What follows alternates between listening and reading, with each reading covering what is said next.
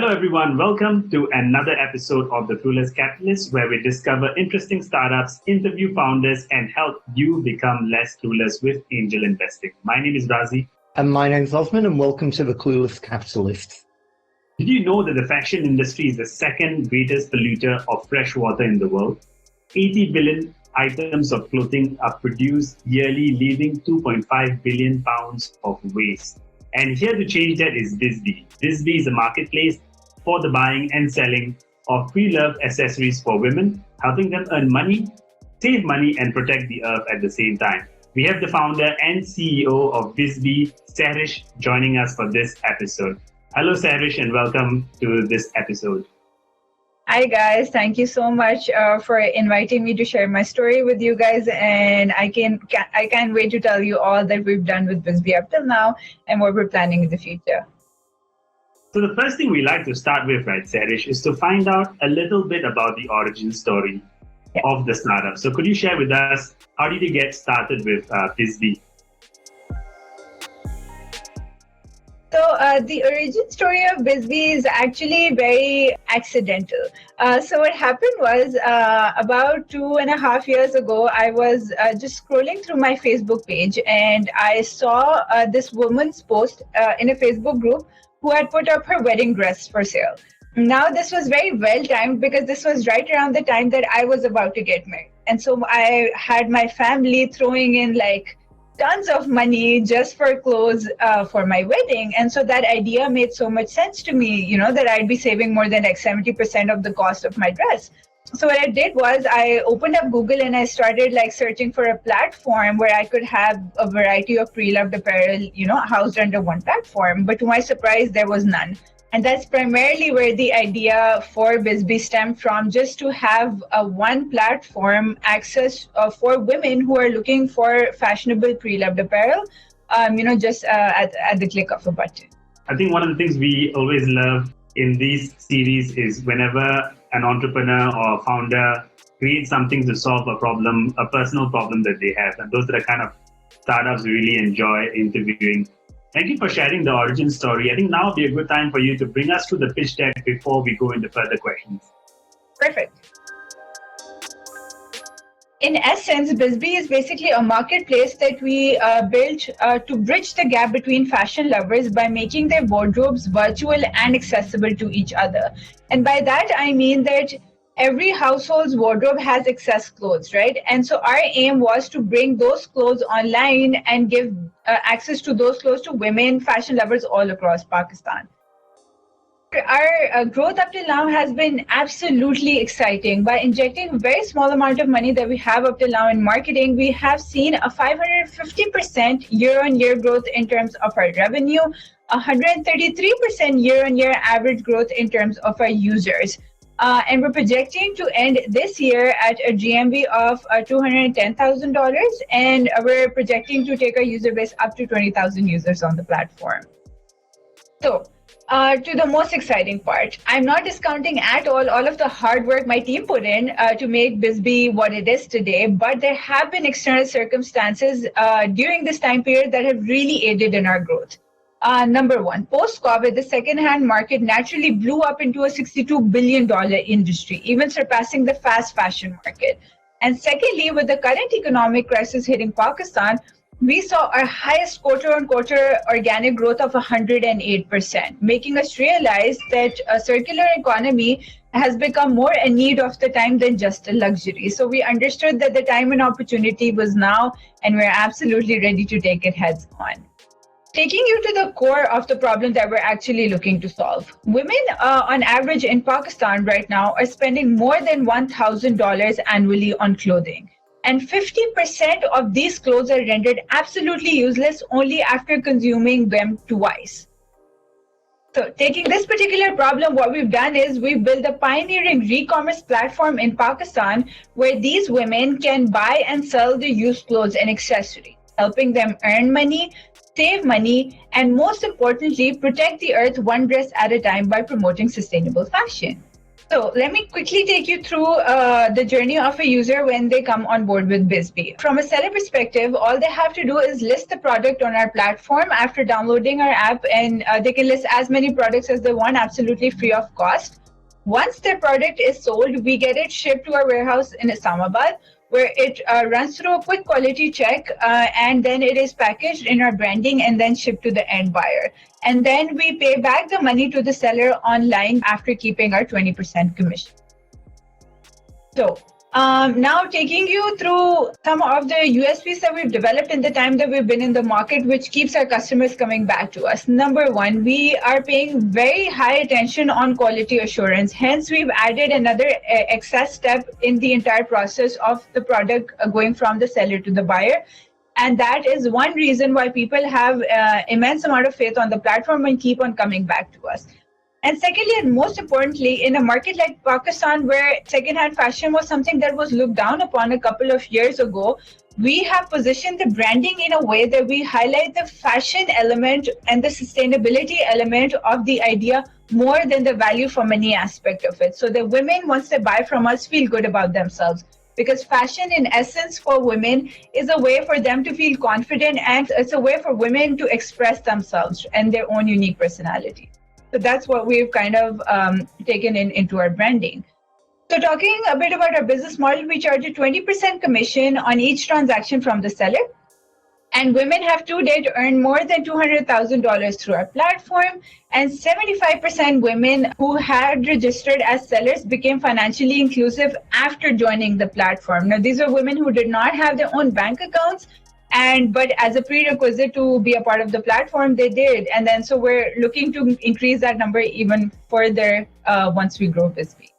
So to the most exciting part of the business, our SAM right now in Pakistan is 20.5 million women, which makes this a $1 billion absolutely untapped market, of which we're aimed to target 200,000 users in the first 18 months. Now, these are women between the age of 17 to 39 living in urban areas. These are working women, university-going women, and the Instagram generation who cannot be seen in the same dress twice.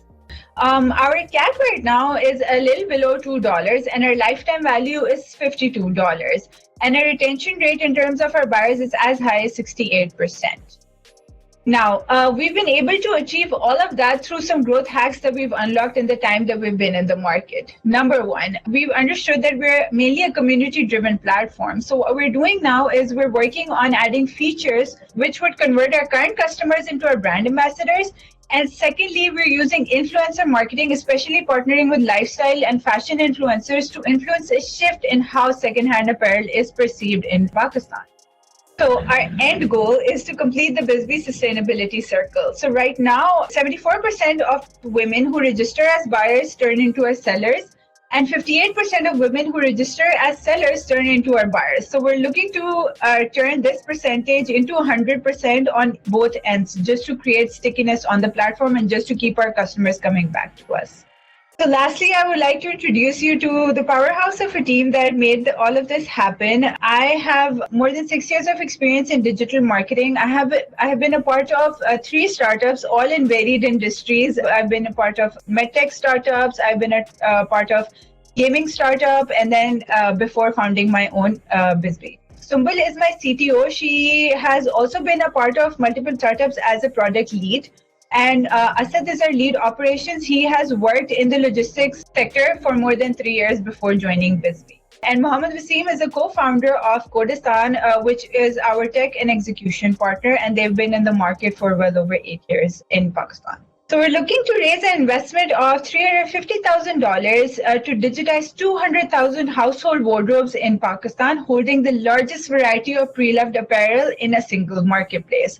Now we're going to use this money, 50% of this money would be injected into marketing, particularly influencer marketing, social media, and referrals. 30% of this would go into increasing our operational capacity and creating hubs in the most seller-dense cities in Pakistan. And 20% would go into tech to building our custom solution on React. So we've closed 30% of our round already at a valuation cap of 2.8 million. And we're looking to close our entire round in the next 6 weeks. So join in on the movement to make fashion sustainable again.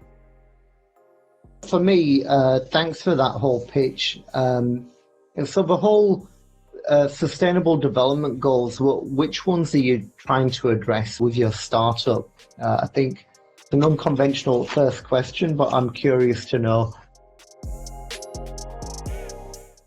So basically, responsible consumption is the one SDG that we're primarily looking to target with BizB. Because basically what we're doing in essence is we're just optimizing how fashion is consumed on a consumer level. Yeah. Okay. So from the three elements of responsible consumption, reduce, reuse, and recycle, you're advocating the reuse component of that. Right. Absolutely. Right. Okay. The main questions I had about the operational aspect, and we discussed this before, was really around the ability for you to scale. So could you just explain, first of all, for the audience, how you currently transact? How does that work? Well, what's the operational aspect? How does somebody put products onto your platform? How does somebody select that product? What challenges are you able to overcome with your current model? And then we'll take it from there. Awesome. So I'll first walk everyone through the seller aspect of the business. So for the sellers, it is as easy as just taking pictures of their products and just making their own account on the platform and just listing them as many items as they want for free. So the buyer has access to the website, and then they can see all of the listed products on the website and can place their order directly over there. Once an order is placed, we have a third-party logistics partner with us. What they do is they get the dress picked from the seller's home. It is then first shipped to us. We run in a first in, first out method. We run a quality check, and then in the same day, the product is then packaged and then delivered to the end buyer through the same third-party logistics partner. Our involvement in this entire process increases because we're getting the product picked from the seller's home as well. In a market like Pakistan, where as easily women cannot go out to the market to, go to a DHL or go to a logistics company and then, just ship the product to us, it's harder for them to get out of their homes.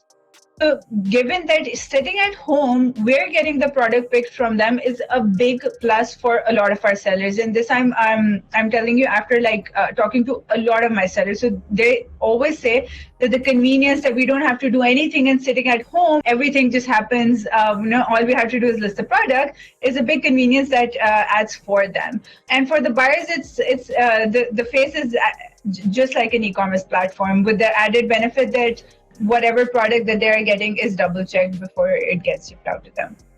Okay, I mean, and this is something that we both, me and Razi, we talked about in earlier episodes about not knowing the nuances of a particular geographic market. We would normally expect people to take it down to a post office and put it in a package and send it off.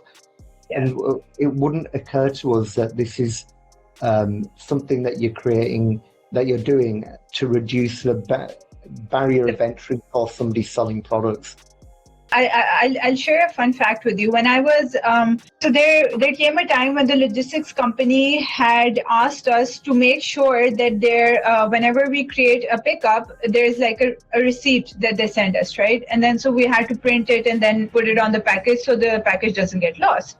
So the logistics company, initially what our sellers used to do was they used to write the CN number on a piece of paper with the details and then just stick it on the whatever package they were sending. But the logistics company said that you have to ask all of your sellers to print it and then put it on the package. Otherwise, we won't get the products picked. Even that created so much friction for the sellers where when they started calling us up that, we cannot go out. We'll have to ask someone to get it done for us. And then, it would create a lot of hassle for us. And so we had to talk to the logistics company and say that, please just manage for now, and then we'll figure something out later.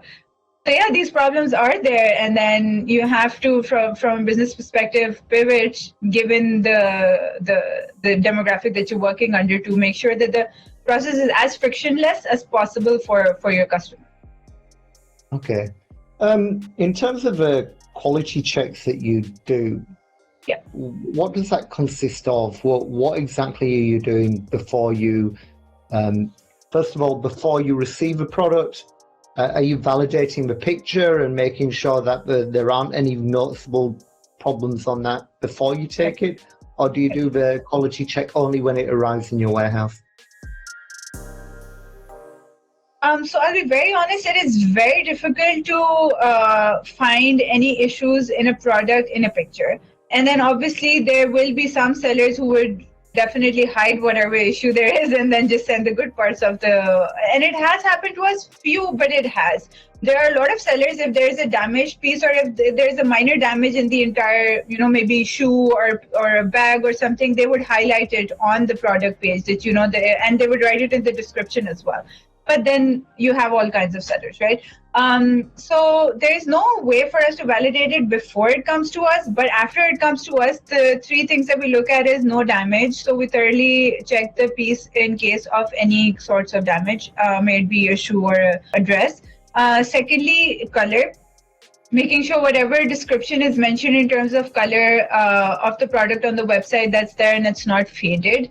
And then thirdly, brand. So whatever brand is mentioned, just assuring that it is actually from that brand, or, if, they're just lying. So these are the three main checkpoints for us to validate the quality. And if that passes, because we're dealing with mostly mid-tier brands, so the fact that it might be a fake brand is not an issue for us, because the brands that we're dealing with do not have fake counterparts in the market. So these are the main three things that we look at before we package it and then ship it out to the end buyer. Right. Yeah, and that was going to be my main question. And I think you've probably been asked this a few times. How do you ensure that you're not dealing with fake brands? So if somebody said, hey, I've got like an Armani jumper, or I've got, a Chanel bag, you would refuse to listen? We do not list it. Even if we do, we have a disclaimer whereby we cannot validate whether it is the real deal or not. In future, what we might do is the one thing that I've seen Vestiaire Collective do, which is the biggest platform that deals only with luxury wear, is that they ask for receipts. And that's how they basically validate. Right now, we're technically not even focused towards that brand layer. So we're mostly focused towards brands that are directed towards the masses and daily wear. Okay, and that really makes sense. You got a logistics firm to go pick up. They'll do all the labeling, and it comes to your warehouse where you validate and you check. The reason why I'm interested in tech-enabled startups is the ability to scale. Like you spend a lot of time developing code and a platform, and you can scale. When the volumes increase, your platform can scale and support that, and you're not having to employ a huge raft of people to follow that scale. Absolutely. So my question is really, if you've got this facility where you're taking products in and you're validating them, there's a barrier here for scale. How are you going to overcome that? Let's say you're processing 1 million packages a day, right? Yep. How would you be able to handle that type of volume? It's a good problem to have. Yeah. It actually is, yes. And my answer to that is this problem has already arisen, and it has already been dealt with by other players in the market who are having like much more than 1 million transactions. The way to handle that is that the sellers are always concentrated in particular cities, naturally, because that's where the most buying power is, right? So what we're going to do is we're going to decentralize our operations, and we're going to have decentralized hubs in different cities. So without having to have a warehouse which is huge and we have like a huge inventory cost associated with it. We're going to have these small hubs whereby every hub would only be responsible for managing the orders of that particular city. So that would A, lessen and divide all of the volumes, and then B, we can, with the increase in volumes, we can keep on increasing the team. We won't have to do it exponentially. We can, keep on adding more people to handle the volumes. But because it's a first in, first out method, if we have that team in place and if we have those hubs in the same city in place, managing it won't be an issue. And again, re-emphasizing on the fact that the problem has already arisen and it's already been handled. But some other things that we're also looking to implement is that, for example, like once we scale this big, what we can do is we can have, so there are a lot of our sellers who keep on coming back to us and they have like 100% clean rate in terms of sending products which are in mint condition. So we can start rating those sellers as star sellers, and then they could directly ship out the products to the end buyers as well. So a big chunk of our most popular sellers could be handling most of the inventory themselves. And then shipping it out themselves. We would obviously provide the logistics side of it, but we won't be then managing the quality assurance aspect of it. So there are a couple of things that I have in mind when scalability comes, but it is definitely something that can very easily be handled. And that's actually the beauty of the model that I developed for BizB is that I studied all of the models in the world. I studied why a particular model cannot be scalable because, for example, like ThreadUp has their own warehouse, right? Because of that, because they have a warehouse that halts their scalability into other geographics, because then in that other place, they would also have to have firstly, a warehouse. Secondly, they would need, with that warehouse comes a huge cost, which is why they have a very low seller payback. So like studying all of that, I developed this model for BizB, which is very lean and scalable in long term. The other question is really around the money transaction, right? And put this into context again, the fact that we're based in Singapore and people typically will, in Carousel, for example, you go and meet the person and you'll go and do the transaction direct.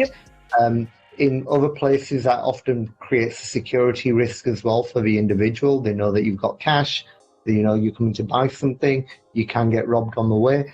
The question really is how the money transactions are done, how long you hold on to the cash before you release it to the seller. Can you just walk us through the operational element of the financial transaction? Sure. Basically, when the product is delivered to the end buyer, it is mainly in Pakistan we're working in cash on delivery because that's the most easy and most accepted mode of payment over there still. The payment then comes from the logistics company to us, and then after delivery, 2 to 3 days later, we then transfer the money online to the seller. Now, one other aspect we'll be adding on in the next couple of months is that the sellers would be able to convert their money that they are going to in cash into credits as well. So we'll give them incentives to convert that into credits so that the cash remains within the company, and then they would eventually end up rebuying from the platform. So it would be like a win-win situation for us. So these are a couple of things that we're looking to incorporate right now. Okay, that's smart. When I buy something from the platform, right, as a buyer, or how soon the users of BizB expect to receive the goods that they have bought? It takes approximately something around 5 to 7 days. Okay. And I want to hear about competitors in Pakistan. Like, how does the competitive landscape look like for BizB? So we have a range of competitors. We have Secret Stash, which is primarily dealing in luxury wear and luxury accessories actually more. Then we have Khazane, that's primarily dealing with export leftovers. And then we have a Closet, which is basically a rental platform. It's rent the runway model for Pakistan, but it only deals with bridals and party wear. And in terms of BizB, we have these small Instagram pages that have started popping up, especially in the past 1 year. So what I did with that was, so I started reaching out to the admins of those pages. And because when you register on BizB, when any seller registers on BizB, they have their own independent store on the website, right? So what we've done is that we've gotten those small pages to come on our platform because we have a very active audience. So our turnover time is really low once a product is listed on the website. So what we've done is we've gotten those pages onboarded with us. So in this particular where BizB is, Facebook groups are another competitor that we have. Other than that, yeah. So these are the small Instagram pages that are there on Instagram. Okay, so there's no clear or similar player in this space. So it seems that everybody is doing something similar, but a completely different area altogether.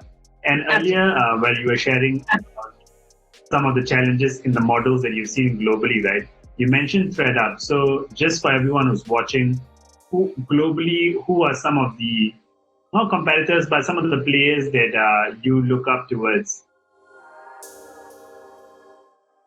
So Wisteria Collective, actually my model is a blend of what Wisteria Collective does and what ThreadUp does. So Wisteria Collective actually, even at this point where they have a huge volume of orders that they're handling, it's also after the product is sold, it comes to them, they check it and then they send it out to the end buyer.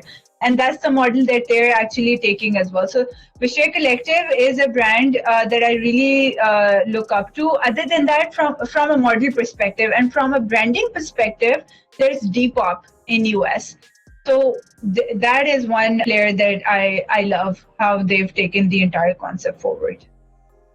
Okay, so and one thing I noticed, like from our conversation earlier, is you mentioned about ThreadUp. I think you also mentioned a company called Poshmark. Yeah, yes. Poshmark. And what I found interesting about all of these was that they are listed companies. Yes, absolutely. And then, funnily enough, okay, so when I talk to people over here, so even like back in Pakistan, they really feel like this is an idea that cannot scale, right? But the good thing for me now is that I have tried and tested models globally that have been listed, that have become unicorns in this particular space, really validating my position in the market. In Asia, it's not been done yet, which is a good thing for me. But globally, yes, these are listed companies. ThreadUp is recently expanding into Europe. So the scale is actually massive because fashion is like food. Fashion for women especially, they cannot live without it, and it's always a recurring thing. It's never a one-time buy, so the retention and everything is always very high in this. I appreciate the work that those platforms are doing and what you are doing, because if you read one of the things I encountered being in the marketing and the e-commerce space is how there was this big phenomena of people or influencers, buying outfits, taking a picture with it for the outfit of the day, and then afterwards returning it and saying, hey, it didn't fit me well, because there are free returns. And that was creating a lot of waste, a lot of wastage in terms of just moving the things around, and wastage in terms of the product as well.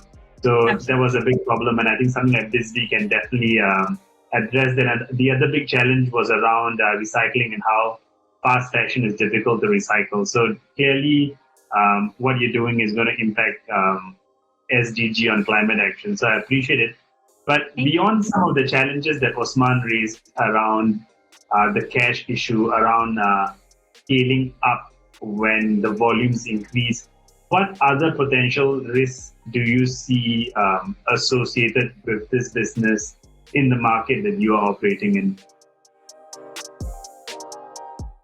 The biggest challenge that I still have, which we're still fighting through, is just the mindset shift that needs to come about. There is still resistance. As I was having the conversation with you, there is still resistance of, like, for example, so if I would pitch the idea to someone, they would say, okay, we'll sell, but we'll never buy a used dress from the platform because, it just goes against their aura. Even if they do, they will never publicly say that they do, right? So just fighting through that hesitance that is still there in the market is something that is, I feel like, one of the biggest challenges that I have right now. And I feel like a lot of it will get resolved over the next, I think, 1 to 2 years, given the global kind of a shift that is coming in this particular market. but it will take time. So I feel like that if that one challenge is resolved, I feel like it'll be a much smoother path for us to grow over the years. Going back to your numbers regarding the customer acquisition cost of $2 and your lifetime value of 52, that's quite significant. Is the lifetime value the commission that you're making, or is it the lifetime value of GMV? This is the lifetime value of our GMV, yes, of the money, yeah. Okay, and in terms, so you're taking 20% of that. Yes. So it's around $10. So for every spend of $2, you're making 10. Yes. Got it. Okay. I just wanted to clarify, because sometimes we get focused on GMV and we forget what the actual take rate is for that. Yeah. Okay. And when you're talking about your measurement of financial inclusivity for women, you're just saying, okay, because these women are now on the platform, they need an account, they need a bank account. Right, so you're measuring how many of them actually tell you, I don't have a bank account, I need to go open one. Which is huge number, yeah. Just a quick question regarding that. Was that your intent to... No, okay. No, actually, because I'm very honest in this answer always. It's not something that we intentionally did, but it was something that we had to operationally do because we could not give cash back to every seller, wherever they were. So we kind of had to, and I initially thought that this would be a big cause of friction, to be very honest. And I was, I honestly thought, because a lot of the sellers that I was talking to, they said that I don't have a bank account, what do I do? And then I had to we had to encourage them to, open maybe a microfinance bank account like Easy Pesa. And so a lot of them did, because it's really easy now to open that in Pakistan. So it was all very unintentionally done, but it happened naturally. Okay. And the whole banking scenario in Pakistan and the reasons why women don't have bank accounts, is there some kind of insight that you can give us regarding that? Yeah, so there's no particular reason. It's just a lot of women in Pakistan don't feel the need to have a bank account because they're either dads have are the ones who are giving them money on a monthly basis, just like cash, or their husbands or their brother. So they never really feel the need to have or own their own personal bank account. And I feel like because a lot of them aren't doing any transactions, again, they don't inherently feel for it. So that's primarily why. But yeah. Okay. I think this is something that Razi would probably be more interested in terms of, the 50% of the raise that you're going to be using for marketing. Well, yes. Can you just go over again the marketing types that you're really focusing on? Yes. The one area that I'll be injecting the most amount of money in will be influencer marketing. The reason for that being that helps me in three regards, actually. A, in strengthening my brand perception in the market, because then, I'm like the BizB is the hot brand that all the big influencers are talking about. Secondly, in terms of a return on investment. Whenever I have partnered with influencers, I have seen an exponential growth in terms of not only my sales, but my inventory as well. There was one influencer that I partnered with, and she, in a matter of 2 days, earned more than 6.5 lakh Pakistani rupees through the platform. She sold about, I think, 120 dresses in a matter of 48 hours. So always the returns are massive when we partner with these influencers. And thirdly, as I was talking, just fighting the perception that secondhand has in Pakistan, so just making it the cool and trendy thing to do. And secondly, we would be injecting money into social media marketing, which we're already doing, where we've built the brand on digital. We're planning to expand on digital. And then thirdly, we'd be also looking into using referral marketing. So we'd be offering incentives to our buyers to convert into our sellers, and vice versa, to complete the sustainability circle that I was talking about, to increase our retention rate even. So these are the three main areas that we're looking to inject heavily money in. And then influencer marketing is the most expensive part out of all three of these. So a major chunk of money would be going. Okay. Yeah, I mean, when I look at the breakdown, right, it's like 50% of the 350,000 raise is going to be used on the marketing aspect. And when I look at the HR was looking at more operations, scaling up the operations. Yeah. So I was wondering, would it also make sense to hire like an in-house marketing team within the operations? And I would think like for a business like BizB, customer success would be something that's really important. So you would be looking at hiring more people in those areas. Because the thing is, when you spend so much money on marketing, you're going to spend $175,000. And if the customer acquisition cost was $2, you'll be ideally acquiring 87,500 extra users, which is a lot. You'll probably then have to struggle with operations, customer complaints, and those are some of the aspects where maybe you should be considering to put the money. Just want to hear your thoughts around that. Yeah. No, absolutely. Because even with the current volumes, I feel like the major chunk of our employees are in customer service, because a major chunk of the entire business is automated. There are only two areas where we need actual humans. One is operations and one is customer service. So eventually, whenever the team will grow, it will grow in these two areas. That's where I would need the most manpower in. So I absolutely agree. And yes, customer service, but we're also looking to actually looking at solutions to automate a lot of the customer service as well, because eventually we can't have 10,000 people or 5,000 people just looking at customer service, again, just looking at the scalability of it. So we're looking to find solutions to automate the entire process of customer service. And obviously then we'd be looking to expand the team as well, definitely. Since we were speaking about customer acquisition cost earlier, right? Yes. I was just curious to know, why is the customer lifetime value only $50? Considering earlier you shared that, women spend about $1,000 a year on clothes. Yes. And assuming I look at ThreadUp has been around since 2009. So let's say you stay with the platform for at least 10 years. Yes. I would assume that the customer lifetime value would be a lot longer. Maybe if someone stays for 5 years, $50 a year, yes, customer lifetime value should be $250 or even $500. Just curious to know why customer lifetime value is so small. I agree. So for now, given that our scale is not as massive as what ThreadUp is, the lifetime value increases once the amount of inventory on the website increases, right? So once we're going to have an inventory like what ThreadUp has on their platform, each customer will have a larger variety of clothes to choose from, and then obviously their entire order size and basket sizes would start increasing. So most definitely, once we start scaling, our lifetime value would be much, much more than where it is right now, for sure. Continuing on the numbers, right? So you mentioned that BizB takes a 20% commission on the GMV, right? Yes.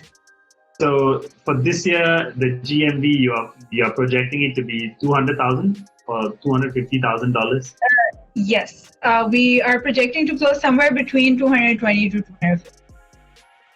The 250,000, that'll be how much? That'll be 50,000. 20% of that. How much is that, Osman? 20% of 250,000. 20% of 250 is 50,000, right? 50,000, right? So, what would you be doing? Or what can you possibly do, like to increase?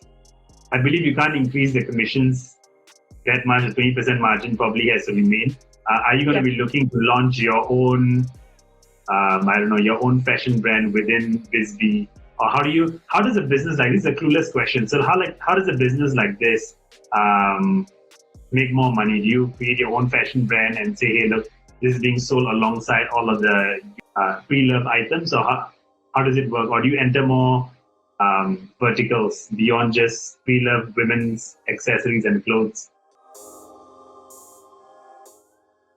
So there are multiple answers to this question. Number one, yes, we will definitely be opening up the verticals more, but we stay within the umbrella of lifestyle and fashion. So maybe opening it up to home accessories, home linens, etc., curtains, because they also have women don't know what to do, to turn over their, like, change their curtains more often, or, because they have to eventually every time buy new ones. In terms of our a second source of revenue that we'd be opening in the next 6 months actually is that I talked about the fact that every seller that registers on the platform has their own store, right? So we'd be charging them extra, maybe like 5% to list their stores on the homepage, because that would give them more access to new customers, and obviously it would give them more mileage in terms of selling their items faster. So that is one other revenue stream that we're looking to open. A third one that we're actually considering as well is that we can have a feature added in whereby we can partner with a dry cleaning partner, and then the buyer would have the option to pay, for example, say 150 rupees or 200 more, and then we could have a partnership like the logistics company with the dry cleaning company and offer that as a service as well. So that would add another stream of revenue.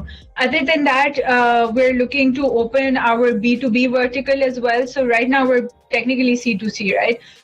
So we'd be partnering with big fashion brands, and then, partnering with them in a way from a CSR perspective for them, and for us from a business perspective, because then we'd be getting a huge amount of inventory turnover from these brands going into our platform. I would never open up a brand under BizB. Like, we'd never manufacture clothes, because in essence it would ruin what we do. But there is something else that we're looking to introduce after 1 year, because that's a newer concept for Pakistan. Recycling is a newer concept for Pakistan. So, like, moving beyond that, there's a concept called upcycling, which is basically reusing old piece of, like, for example, I'm wearing this shirt, I'm bored of it. So what I can do is I can, maybe change the color or upcycle it into something that's new. I can turn this into a bag or anything, right? So upcycling is a newer concept that's very famous in the European market right now. So that is another vertical that I'm looking to introduce, for which we can charge a higher percentage eventually, and even charge the buyers a service fee just to get the product upcycled for them.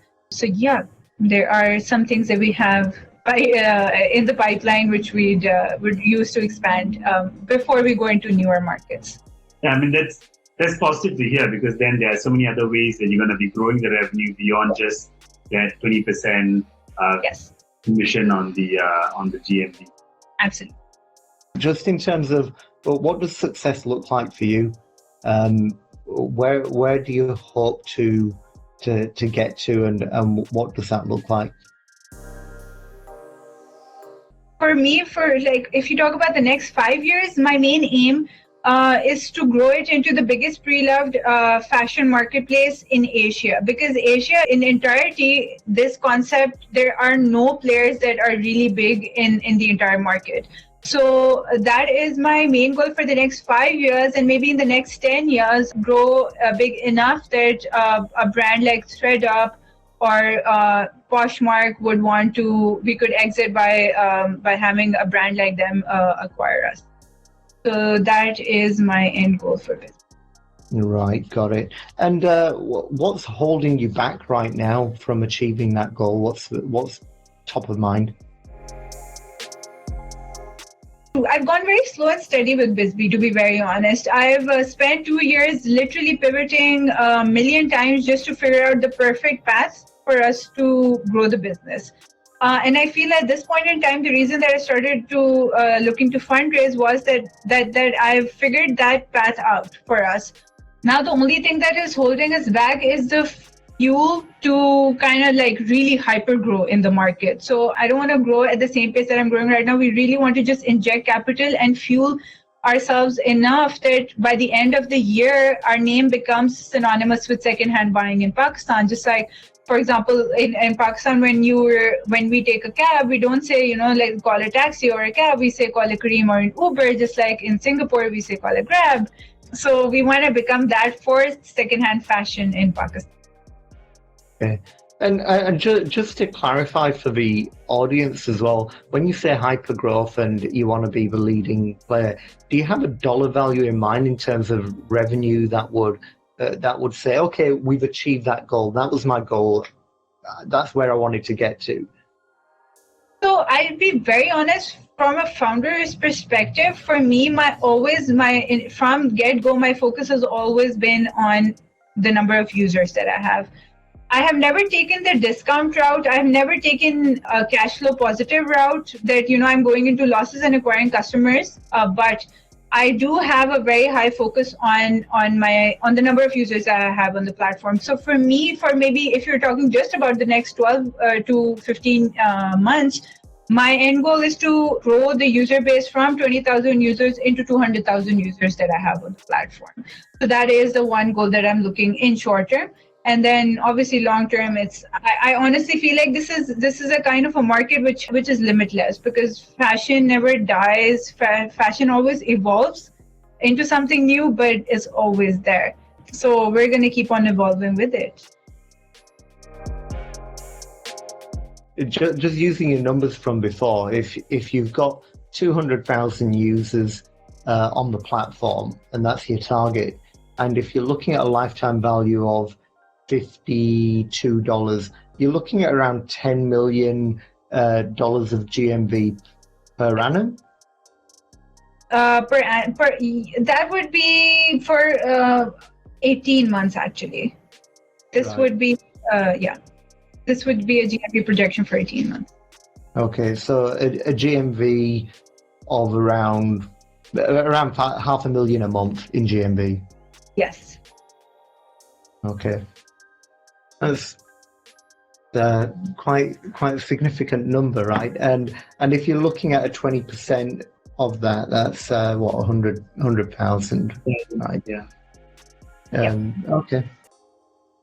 By the end of actually, we're looking to increase our order count to 56,000 orders. And so, again, I understand where it seems like it's going to move very fast, or we feel like it's going to move very fast. But there, I have data and data points and things that we've already tried and tested to support the fact that I know if this amount of money is injected, this amount of growth is sure to happen. And then because the maximum amount of growth I know for a fact will be in the next 12 months as well, because that is when the market is absolutely new to the idea. So they'll be the most receptive towards it as well. So the maximum amount of customers that we will acquire will be in the next 12 to 18 months. What is the current valuation of BizB? So we're currently valued at a 2.8 million post-money valuation cap, and we're raising our safe round. And that is $350,000, and you've already raised $250,000 out of the $350,000, if I'm correct. We have a commitment of $150,000 already. $100,000 commitment is to come in the next 1-2 weeks, and yes, then we'd be left with $100,000. Okay, so that's quite far ahead in the fundraising journey. And one of the questions that all angel investors like to ask is, what is the minimum ticket for them to get in on this round? So the minimum ticket that I'm looking to for now in this part of the round is approximately $15,000 to $20,000 minimum. Yeah. And earlier you mentioned an acquisition by FedUp or Poshmark. Yes. So one of the other things that angel investors like to ask is like, what is the potential exit, right? ThreadUp actually became a unicorn just last year.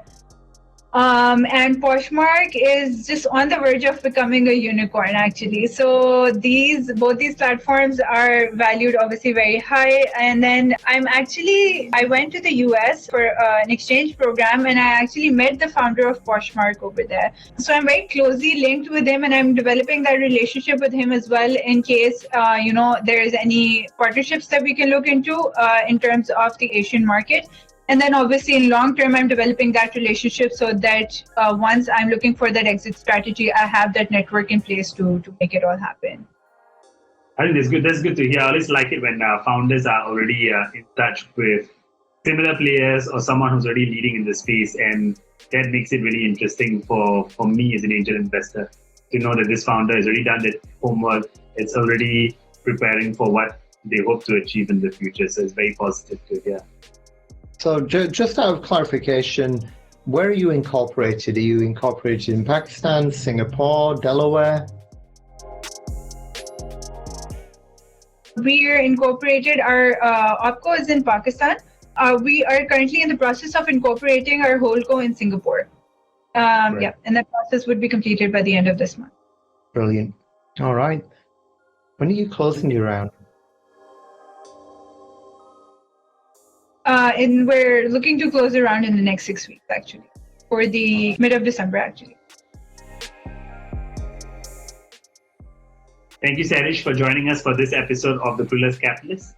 We have learned about what BizB is doing in Pakistan in terms of the preloved accessories and fashion space and how they are impacting women, bringing a positive impact to the lives of women through selling their preloved goods on the platform. So if you want to be part of this startup's journey, you know how to get in touch with Sehrish, you know how much he's raising, and please do get in touch with her if you're looking to join her in growing this startup across Asia. Thank you for watching this particular episode of The Clueless Capitalist. We hope you enjoyed the episode, and if you did, please remember to like, comment, and subscribe. We'll see you on the next episode.